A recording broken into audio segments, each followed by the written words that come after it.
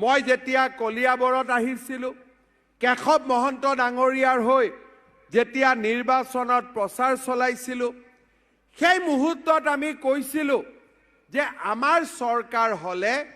আমি 1 লাখ চৰকাৰী চাকৰি দিম বিশ্বাস কোনেও কৰা নাছিল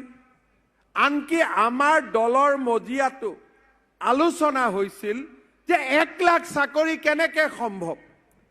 এনেকুৱা প্ৰতিশ্ৰুতি দিয়াৰ বাবে 2026 চনত আমি বিপদত পৰিম মানুহৰ মনত নিৰাশা আছিল কিন্তু মোৰ মনত আশা আছিল মই জানিছিলোঁ ৰাইজৰ আশীৰ্বাদ থাকিলে আমি এভাৰেষ্টৰ শৃংগটো উঠিব পাৰিম আজি আপোনালোকে চিন্তা কৰক 2 বছৰ 8 মাহৰ ভিতৰত আমি 97,000 ল'ৰা ছোৱালীক আজি আমি চৰকাৰী চাকৰি দিব পাৰিলোঁ আৰু অকল সেয়ে নহয় চাকৰি দিয়া এটা বেলেগ কথা চাকৰিৰ লগত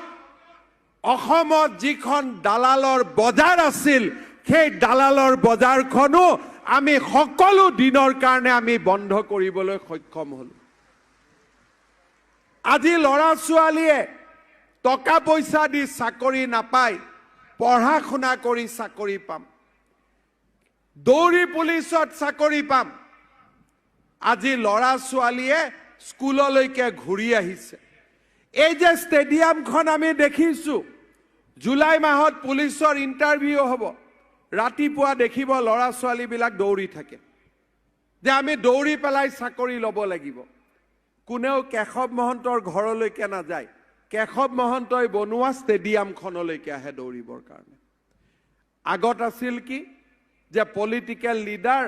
নহলে দালালক টকা নিদিলে চাকৰি নাপায় 1 লাখ চাকৰি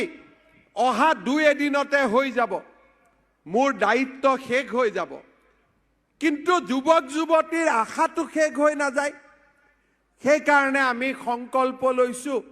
যে 1 লাখ চাকৰি শেষ হোৱাৰ দিনাই আমি আৰু নতুন 35,000 চাকৰি আমি খুলি দিম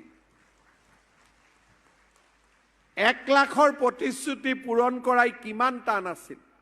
আজি আৰু আমি 1,35,000ত আমি যাব খুজিছোঁ